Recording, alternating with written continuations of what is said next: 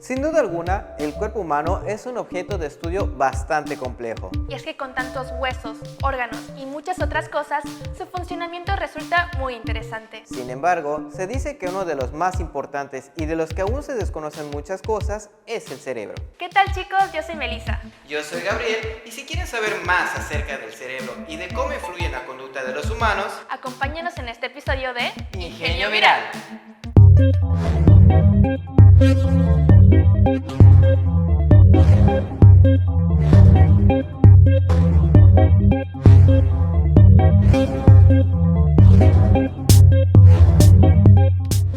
Muchos sabemos que gracias al cerebro controlamos nuestros movimientos y nuestros pensamientos. Y cuando escuchamos la palabra conducta, solemos pensar en un buen comportamiento. Pero, ¿qué sabemos además de ello? ¿Cuáles son las distintas partes del cerebro? ¿De qué manera el cerebro influye en nuestra conducta?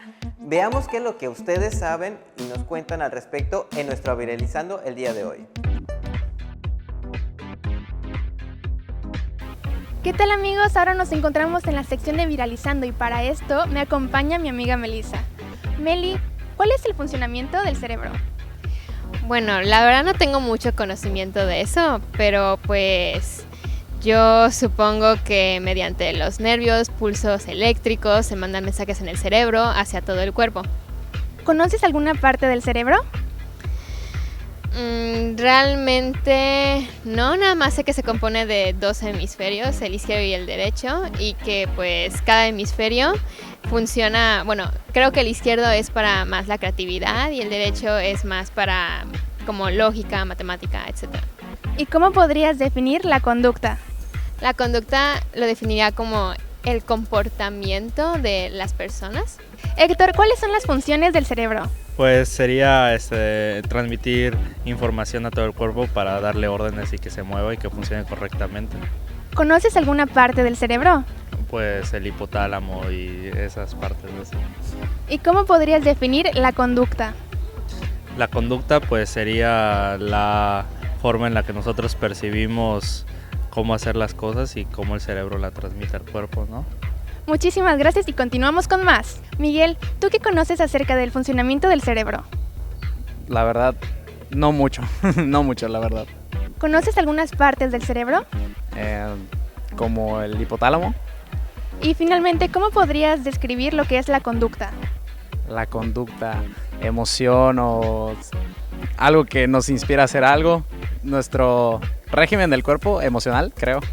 Bueno, tomé una clase de salud hace como 2 años en la preparatoria y en ese momento no me acuerdo mucho, pero es muy complejo, demasiado complejo, creo que cualquiera podría saber eso. Y obviamente tiene estas pequeñas partecitas, no me acuerdo de los nombres, la verdad, pero sí sé un poco. Si vuelvo a leer el libro, sí me acuerdo. ¿Conoces alguna parte del cerebro? La glándula pituitaria, creo. Creo que es una chiquitita rosada que tiene una formita algo peculiar. ¿Cómo podrías definir lo que es la conducta? La conducta es la forma en la que una persona se comporta ante los demás. Bueno, pues lo que sé, que me acuerdo de mi clase de biología, que pues las neuronas se van conectando, hacen sinapsis y no sé qué más. ¿Conoces alguna parte del cerebro? Sí, encéfalo, cerebelo, la glándula pituitaria. No. ¿Cómo podrías definir lo que es la conducta? Yo pienso que es la manera en la que se comportan los seres humanos en su entorno con otras personas. La serie de comportamientos que se toman dependiendo del estímulo del cerebro acerca de cómo estés como persona. Pues el cerebro es la pieza fundamental que hace que el cuerpo humano pues realice todas las operaciones que quiera.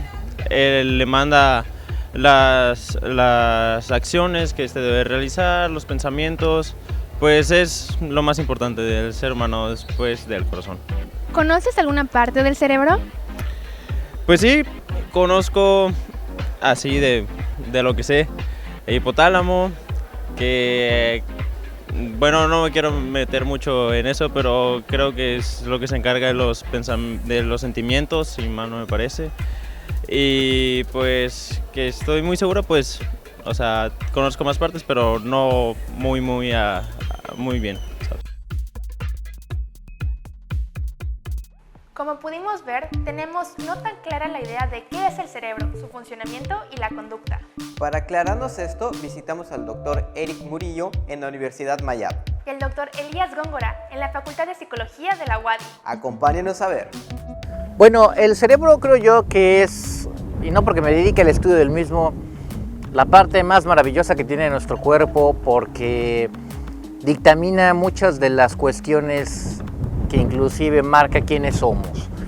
Nuestro carácter, nuestra personalidad, cómo aprendemos, si recordamos.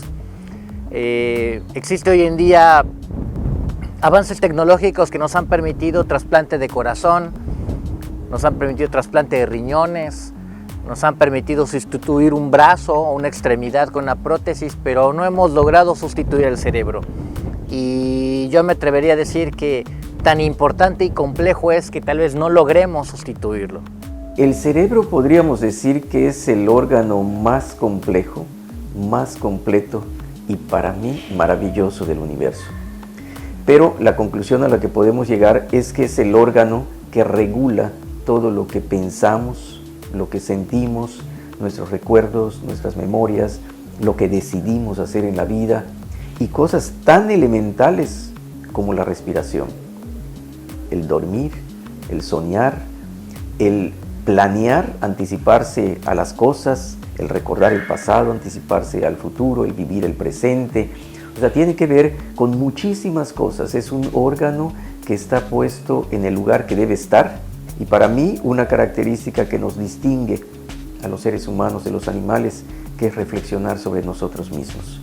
O sea, todo ese comportamiento ético, por ejemplo, todo ese comportamiento de beneficio para los demás de una manera pensada y decidida, está regulada por el cerebro. Pero es un órgano fundamental, elemental para la vida, tanto que si, por ejemplo, se hiciera un reimplante en una persona de pulmón o de riñón, sería la misma. Pero si se diera alguna vez algún reimplante del cerebro, la persona ya no sería la misma. Tendría que cambiar porque el cerebro regula precisamente todo y tiene que ver con eso que también en psicología llamamos personalidad. Como pudimos ver, el cerebro humano es muy complejo y se encarga del cumplimiento de muchas funciones necesarias para nuestra supervivencia. Este órgano está construido por el lóbulo frontal, parietal, prefrontal y temporal, los cuales a su vez se dividen en el hemisferio izquierdo y el derecho. Además, destacan el cerebelo, la médula espinal, el hipotálamo, entre muchos otros. Efectivamente, Melissa. ¿Qué les parece si antes de continuar nos vamos a una breve pausa? En un momento regresamos a Ingenio Viral.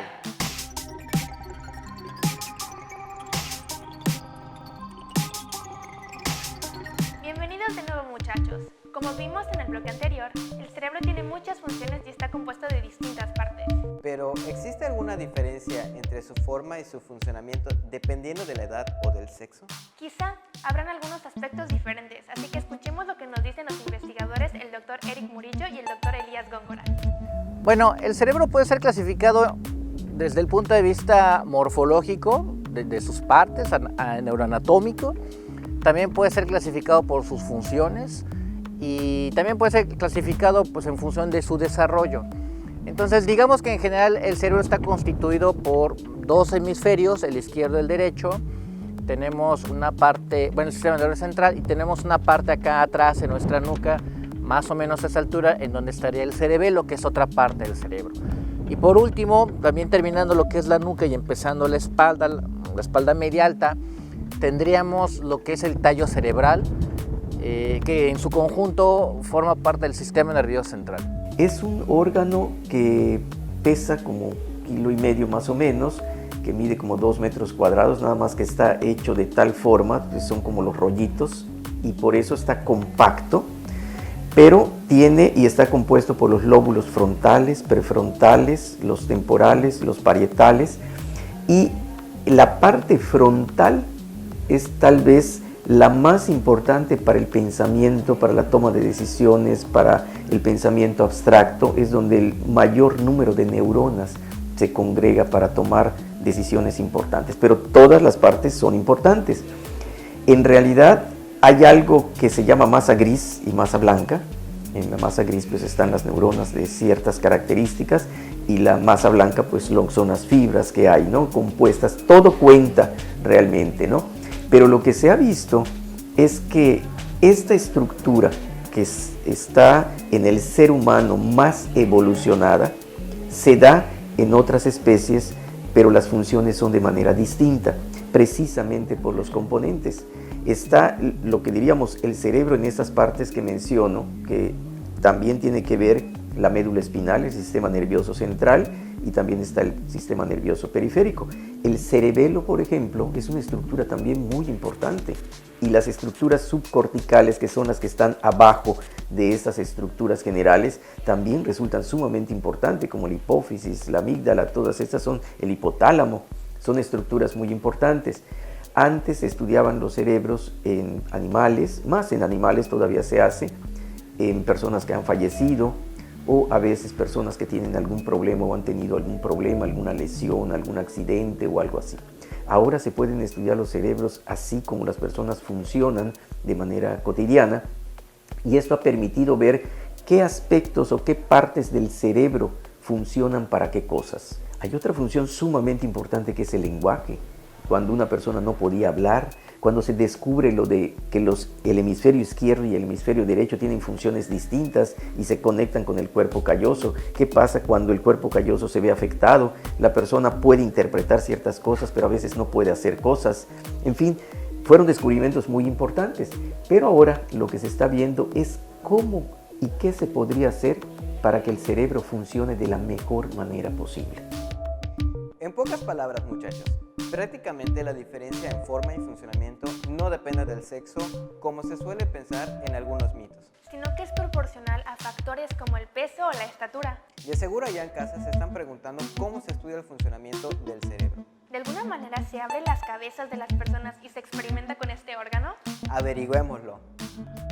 Bueno, hay muchas técnicas. Hay técnicas que son invasivas, es decir, tenemos que entrar al cerebro, ya sea para estimularlo a través de corrientes eléctricas muy bajitas o estimularlo aplicándole un determinado fármaco que ya sea que estimule o que inhiba una función del cerebro. También han habido estudios en donde entramos al cerebro y lesionamos o quitamos un pedazo del cerebro, a ver qué sucede, ¿no? Eran experimentos que todavía se hacían pues, por el siglo XVIII, XIX. Y las técnicas no invasivas ahora son, por ejemplo, el sujeto entra en una cámara en donde pues, se le puede estudiar la actividad del cerebro en vivo y no le duele, simplemente es como una radiografía y se ve cómo está funcionando el cerebro. Entonces tenemos las invasivas y las no invasivas, y estas nos han permitido entender cómo funciona el cerebro y sobre todo asociarlas a patologías. Un sujeto tiene esta enfermedad, qué parte del cerebro está funcionando bien y qué parte del cerebro no está funcionando bien. A través de estos estudios se ha logrado diferenciar cómo el cerebro participa en la modulación de diferentes patologías. Y se están haciendo experimentos muy interesantes, por ejemplo, con meditadores budistas, que ellos le invierten mucho tiempo al entrenamiento de la mente y se ve cómo funcionan ciertas partes del cerebro, por ejemplo, para controlar ciertas emociones. Hay emociones que se podrían llamar negativas, como la tristeza, la ira, el miedo, y hay emociones que son positivas, como la alegría, la sorpresa, el amor. Y entonces se ha visto que estas personas, cuando tienen un buen entrenamiento de la mente, su cerebro es capaz de controlar y de reducir al mínimo las emociones negativas, no se molestan, pueden controlar muy bien el miedo y pueden desarrollar y vivir mucho más las llamadas emociones positivas, hasta llegar a ese punto que es tal vez la meta de la vida más importante, que es la felicidad. En estas investigaciones, en varios monjes budistas con muchas horas de meditación, se fue viendo cómo los distintos niveles de meditación y entrenamiento de la mente podían hacer que el cerebro funcionara de la mejor manera posible. Y en estas investigaciones se llegó a llamar o a identificar al hombre más feliz del mundo, porque llegó al tope precisamente de las emociones positivas y al mínimo de las emociones llamadas negativas.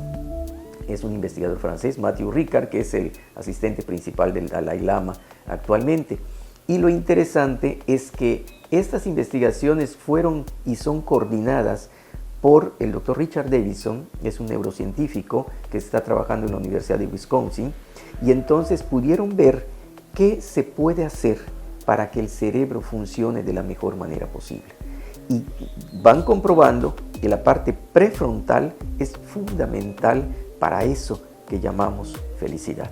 Vaya que han cambiado las técnicas para realizar investigaciones acerca de este importante órgano de nuestro cuerpo. Y todo gracias a la tecnología que día con día se va desarrollando. Exactamente, Gabriel. Y ahora que ya sabemos todo esto, ha llegado el momento de saber cómo impacta el cerebro a la conducta. Antes de saberlo, muchachos, es importante que sepamos cómo los especialistas definen la conducta, así que echemos un vistazo. Bueno, la conducta, creo yo, es un término que puede generalizarse de la siguiente forma. Es la manera en la cual un sujeto responde a un estímulo.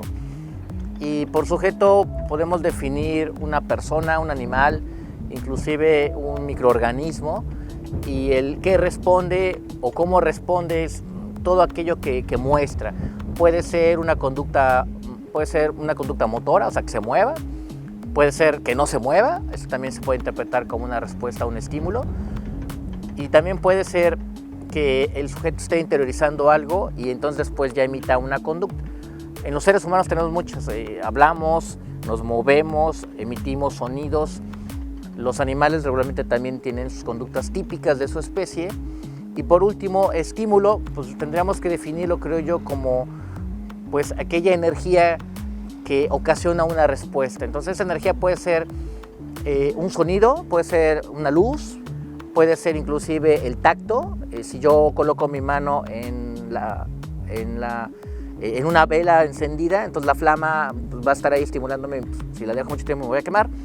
Entonces conducta lo podríamos categorizar como la respuesta de un sujeto ante un estímulo.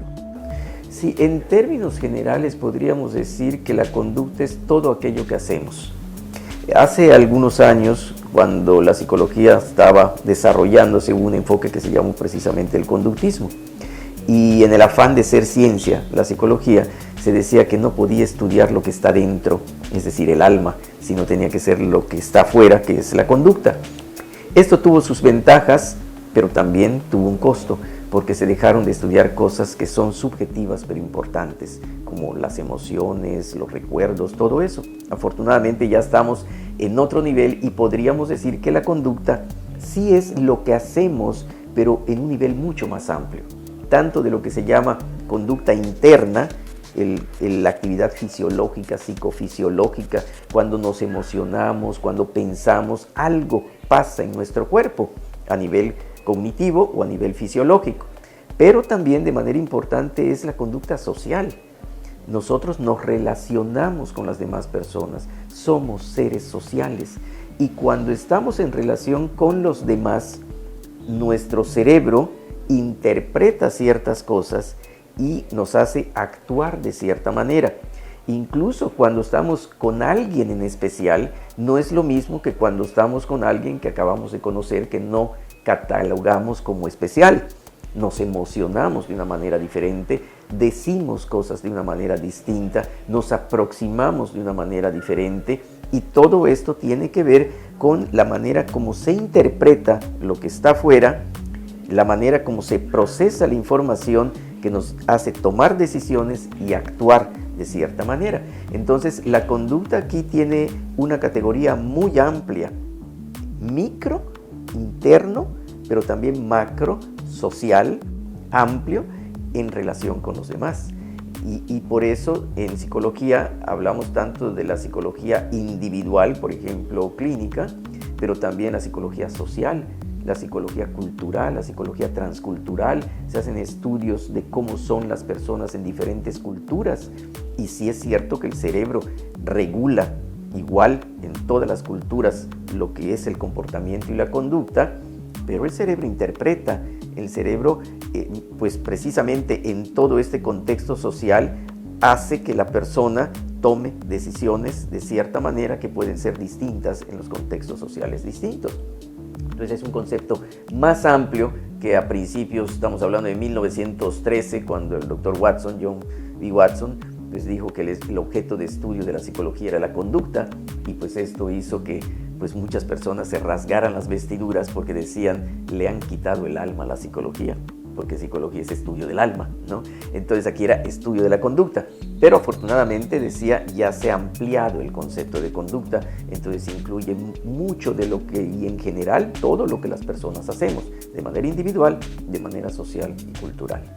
Con esto ya tenemos los conceptos lo suficientemente claros. Pero veremos la relación entre cerebro y conducta cuando regresemos de estos breves cortes comerciales. En breve volvemos a Ingenio Viral.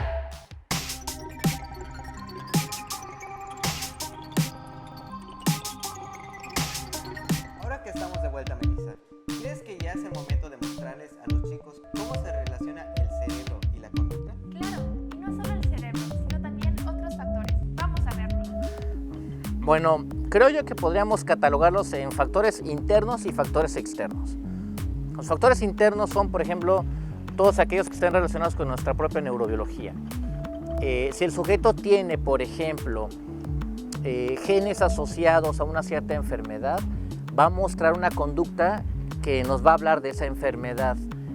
Por ejemplo, Parkinson. Si el sujeto tiene antecedentes de Parkinson y empieza a mostrar, por ejemplo, movimientos que no puede controlar de las manos, que es una conducta, que es parte de un síntoma, entonces ese es un elemento interno del sujeto. También tenemos elementos externos.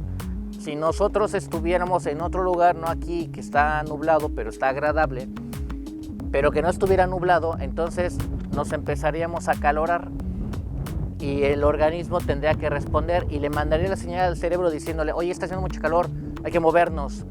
Entonces el cerebro lo que ordenaría a todo el organismo es muévete. ¿Hacia dónde? Pues hacia donde no haya calor, tal vez un lugar con sombra. Entonces ese ejemplo es como un elemento externo dictamina una conducta. En potencia el ser humano se va desarrollando, pero heredamos ciertas cosas. Para tomar decisiones y hacer lo que hacemos, la herencia influye, definitivamente. No es lo mismo hablar de una persona en un contexto microgenético con ciertos componentes, pues no sé, de características que pueden ser de genialidad o de alguna enfermedad, que personas que pues tienen pues más o menos una genética calificada como normal, ¿no?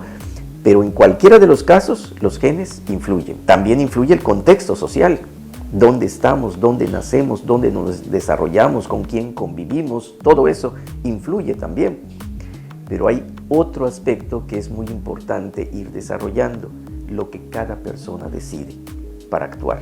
Y esto es lo que nos hace más humanos. Una persona puede estar muy alterada y muy molesta, y ¿qué es lo que influye para tomar una decisión que pueda hacer algo que no quisiera? Pues su emoción, pero también la interpretación de eso. Lo interesante es que se puede hacer en sentido contrario. Puede influir precisamente para controlarse o para hacer lo mejor que deba hacer. Eso es llegar cada vez más a sacarle más provecho a esa maravillosa estructura que tenemos, que es el cerebro. Cómo hacer que nuestro cerebro funcione de la mejor manera posible y que en todo ese contexto podamos y lo pueda relacionar para que una persona se sienta bien y disfrute más la vida. Por eso yo decía al principio también que en los últimos años pues me he dedicado mucho a esto que es la psicología positiva.